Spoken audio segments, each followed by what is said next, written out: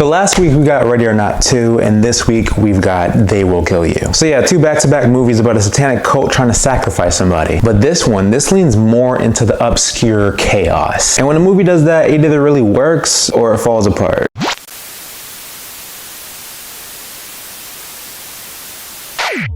So They Will Kill You follows Asia Reeves, played by Zazie Beetz, an ex-convict working as a housemaid in the New York City building called The Virgil. An ex-convict working as a housemaid is another reference to a movie that involves Sydney Sweeney. But the difference is, with this movie, the residents are more than not normal. They're a satanic cult, you know, trying to kill her. Completely different from the housemaid. But what's interesting about this movie is that this movie is produced by the director of It Chapter 1 and 2 and Welcome to Derry. So going into this, you kind of expect a certain level of horror and style. But from that premise alone, you can kind of see that this is not a normal first day at a job.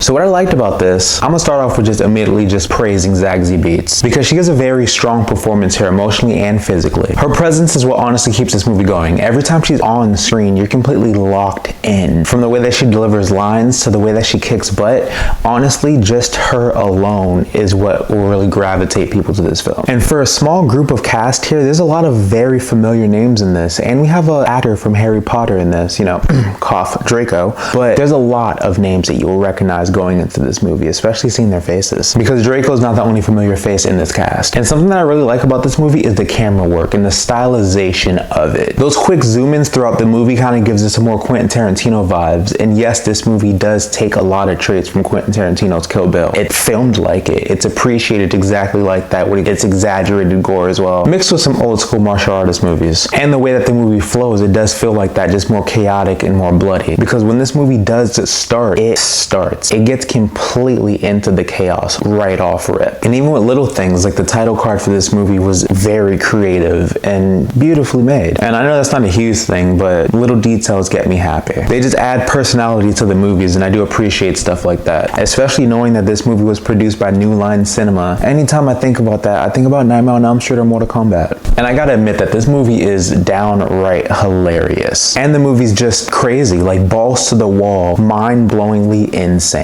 And honestly, it's been an interesting year for movies, because I love those type of movies where like the directors can just take control of the film completely and are able to go this berserk, have this much free will to really make a movie without production companies taking control of it. They just fully commit to the chaos.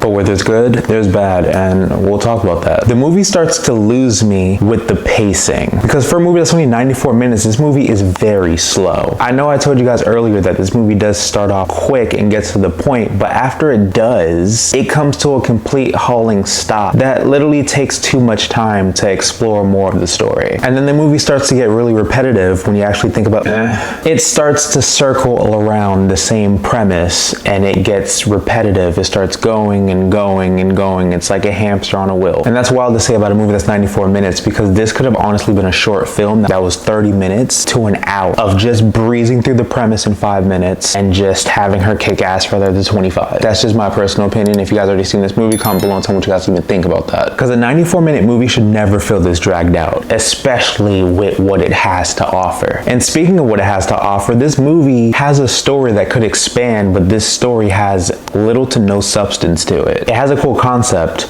good premise, good themes, but it has nothing to really back it up with. And a lot of characters are here just for corny comedic moments and just to be a body count. So there's no real tension in this and no attachment. And speaking of the themes in here, they do have interesting themes, and they could have expanded more on that. But you can actually see when you watch this movie what they're trying to explore, but they don't really lean more into it. There's stuff in here that's extremely special that could have been done more. And knowing that this comes from the same people that made the It films, I'd expect more lore and more depth into it, because It Chapter 1 and It Chapter 2 did show that they expanded on the lore and gave us something cool, which they could have done with this. And the dialogue in this movie doesn't help either. Some lines don't land and they come extremely cheesy, and the CGI becomes a bit wonky. But with a budget for $20 million, it's to be expected, especially with all the gruesome kills in this. And another thing with this movie, that when it does get to the end of it, this comes fairly predictable. There's a few scenes that I've actually predicted that were going to happen before they did, because how easily I caught on to the structure of this movie. And there's no surprise with that. There's nothing that really shocks you outside of the gore and the kills, because those are honestly very creative with the limited stuff that they have in this film. And the last act of this film was completely corny and cringy. The idea that they did, what they tried to establish on, was honestly a very terrible idea when it got down to the last like 15 minutes of this film. Good build up, terrible execution. But honestly, this is one of those movies that starts off extremely strong and then falls extremely flat after a while. It feels like the movie had a very good story, had a very good premise, but it didn't execute it well enough. There was potential here.